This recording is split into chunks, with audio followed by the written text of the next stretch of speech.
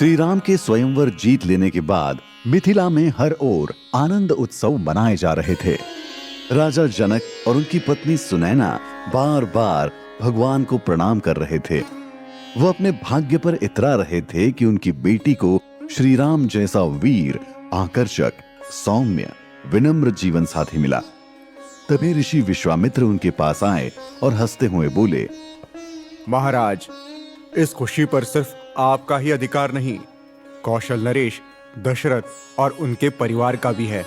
आप तुरंत राजधानी अयोध्या में दूत भेजिए और उन्हें यह शुभ सूचना दीजिए ताकि वो जल्दी से आ पाए और यह शुभ विवाह संपन्न हो। विश्वामित्र की बात सुनकर जनक थोड़ा संभले और उन्होंने ऐसा ही किया। जैसे ही मिथिला के दूत ने राजा दशरथ को ये शुभ सूचना दी, अयोध्या में भी उत्सव का माहौल हो गया। राज दरबार श्री रामचंद्र की जय के उद्घोष से गूंज उठा। बड़ी रानी कौशल्या, मंजरी रानी कैकेयी और छोटी रानी सुमित्रा अपनी बहू सीता को देखने के लिए उत्सुक थीं।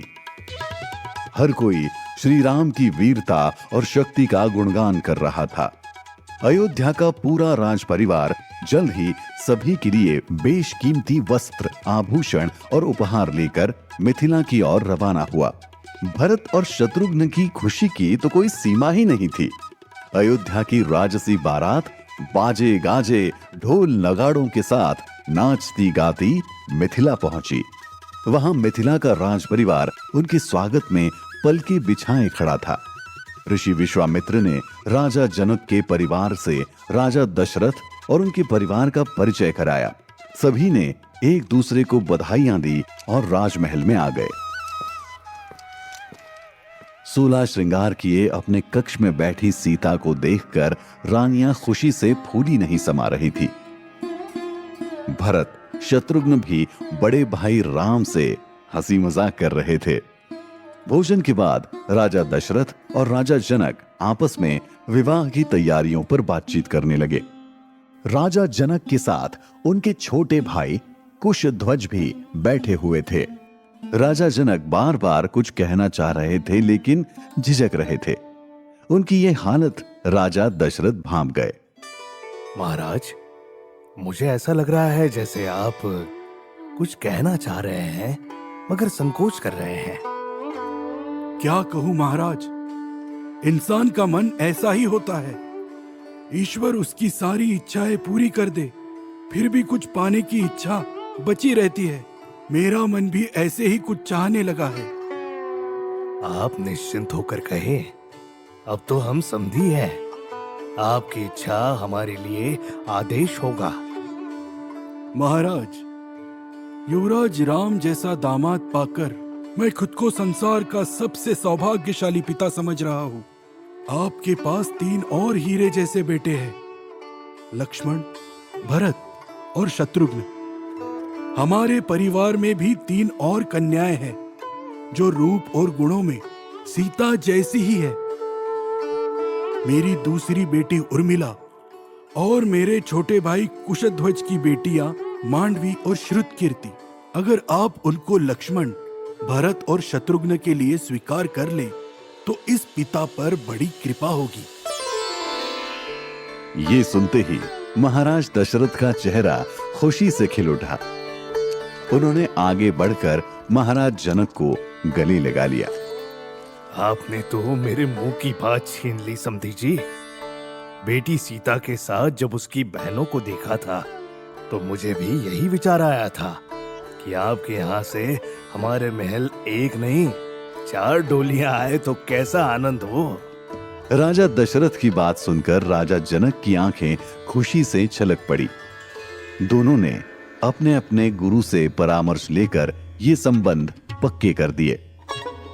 जल्द ही ये शुभ सूचना सभी परिवारजनों को दे दी गई कि कल मार्गशीर्ष के शुक्ल पक्ष की पंचमी तिथि को राजमहल में एक नहीं 4 विवाह होंगे। राम और सीता का, लक्ष्मण और उर्मिला का, भरत और मांडवी का, शत्रुघ्न और श्रुतकीर्ति का। आखिरकार वो शुभ दिन आ गया जिसके सपने राजा जनक और रानी सुनैना ने न जाने कितने दिनों से देखे थे। राजमहल के प्रांगण में 4 विवाह मंडप सजे थे, जिनमें बैठे रघुवंशी राजकुमार और मिथिला की राजकुमारियां विवाह के विधियां संपन्न कर रहे थे। परिवार और मेहमान उन पर फूल बरसा रहे थे। राजकुमारियों की सखियां उनके दूल्हों पर मीठे कटाक्ष कर हंस रही थी। अयोध्या वाले भी पलटकर भरपूर जवाब दे रहे थे। जगह जगह पर मृदंग और शहनाइयां बज रही थी, मंगल गीत गाए जा रहे थे। राजा जनक की अजीब अवस्था थी। एक और अपने देवता जैसे दामादों को देख आनंदित हो रहे थे, वहीं जान से प्यारी बेटियों की विदाई का सोचकर आंखें छलका रहे थे। ये दिन तो हर बेटी के माता पिता को देखना ही पड़ता है, ऐसा कहकर रानी सुनैना उन्हें सांत्वना दे रही थी। चारों विवाह बड़ी धूमधाम से संपन्न हुए। चारों राजकुमारियों की विदाई हुई और अयोध्या का राज परिवार नई नवेली वधुओं के साथ अपने महल खुशी खुशी लौट आया। अयोध्या के राजमहल में नवविवाहित वर वधुओं के स्वागत की जोरदार तैयारियां की गई थी। बड़े उत्साह और आनंद से विवाह के बाद की सारी रस्में पूरी की गई। नृत्य समारोह हुए, मंगल गीत गाए गए और फिर नवविवाहित जोड़ों को उनके कक्ष में भेज दिया गया। अपने कक्ष के झरोखे में खड़े राम कभी चांद को देख रहे थे तो कभी सीता का सुंदर चेहरा। उन्हें विश्वास नहीं हो रहा था कि जिस राजकुमारी को गौरी मंदिर के पास देख उनके दिल में पहली बार प्रेम जागा था, आज वो उनकी पत्नी बन उनके साथ खड़ी थी।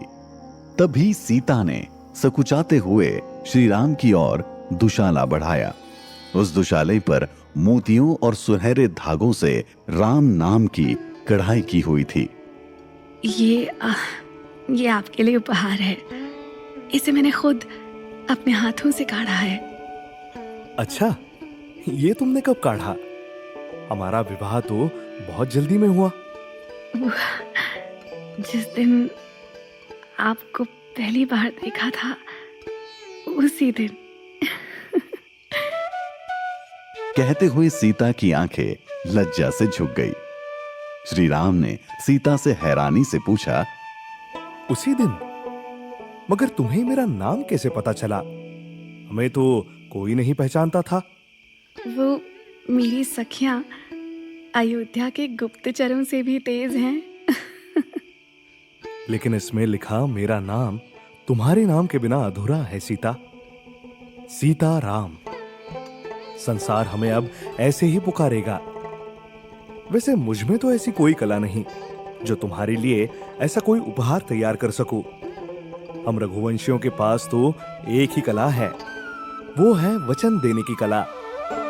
और आज मैं दशरथ नंदन राम आकाश में खिले चंद्रमा को साक्षी मानकर तुम्हें वचन देता हूं कि मैं पूरे जीवन एक पत्नी व्रत का पालन करूंगा।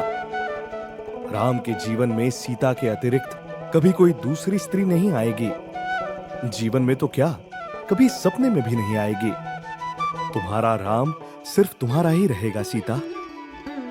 इधर श्री राम और सीता एक दूसरे का हाथ थाम बड़े प्रेम से अपने गृहस्थ जीवन की शुरुआत कर रहे थे। उधर राजा दशरथ अपने कक्ष में वानप्रस्थ की तैयारी कर रहे थे।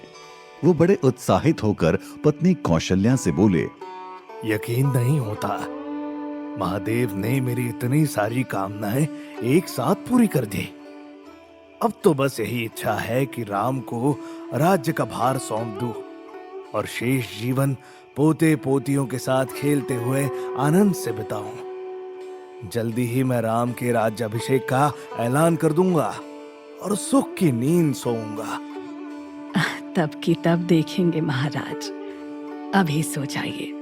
कल सुबह जल्दी उठकर नववधुओं को कुल देवता के मंदिर ले जाना है। उस रात राजा दशरथ बड़ी चैन की नींद सोए। आने वाली रातें कैसा तूफान लेकर आएंगी, ये तो सिर्फ नियति ही जानती थी, वो नहीं।